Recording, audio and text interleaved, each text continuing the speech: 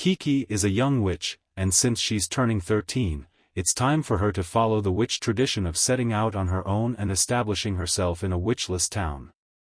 She leaves her mother and father and flies toward the sea, but since this is Ghibli, the burst of freedom is tempered by responsibility. Kiki can only take her cat, Jiji, with her, and she has to dress in a regimented black dress so everyone will know she's a witch. From now on, her own desires have to take a back seat to the needs of her town, as she's essentially a public servant. She finds an idyllic city near the sea, establishes that they don't have a witch already, and lands on the street to take stock. She immediately attracts the attention of a group of young girls of the town, who look at her like an odd zoo animal. Her freedom is inextricably bound to her otherness. In short order, she finds a homey bakery in need of a delivery girl, and agrees to exchange her work for an apartment behind the shop. The bakery's sales go up once they start advertising their magical broom-based delivery service, and Kiki gains a new set of parental figures in Osono and Fuqua, the husband and wife bakers, but they're also her employers. They check on her when she's sick, and encourage her to take time off.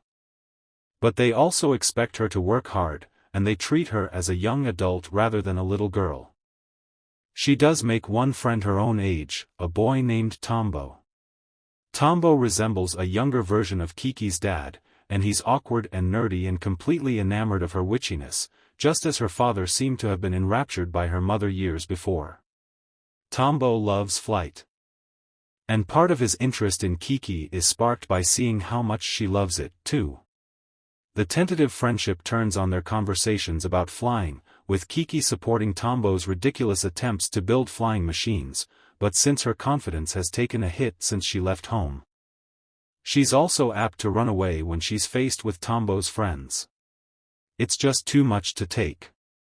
Kiki's delivery service becomes a success, but it also means that Kiki can't practice any other witch skills.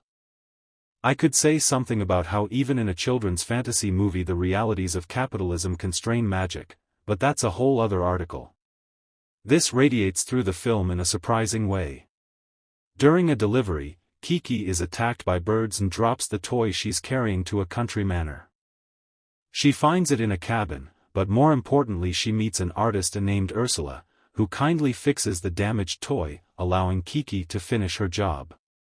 A few weeks later she's commissioned to deliver a fish pie to an elderly lady's granddaughter, but has a rough flight.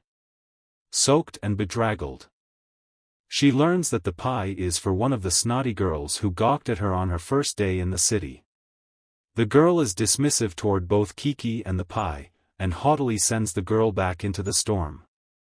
For a moment Kiki has a glimpse of the life other girls her age are living: birthday parties, time with friends and family, pretty clothes and gifts.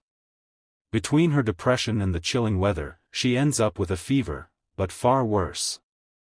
She has a crisis of confidence that robs her of her ability to fly, her broom breaks in a crash, and maybe worst of all, she realizes that she can no longer understand Jiji.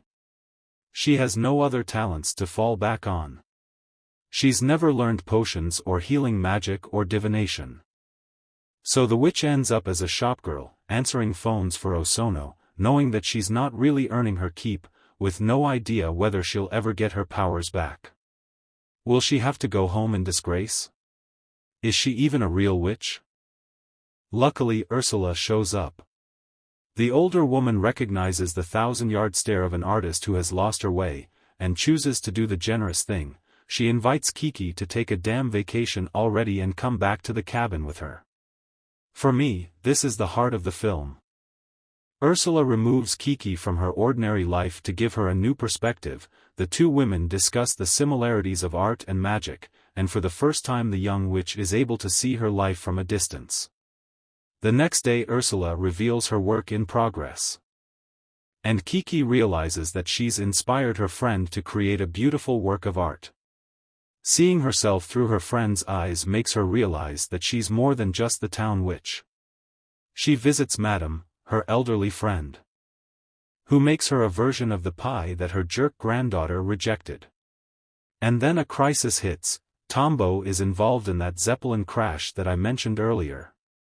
Kiki rushes to help, borrows a street sweeper's broom, and rescues him. The film ends with Kiki able to fly again and restarting her delivery service,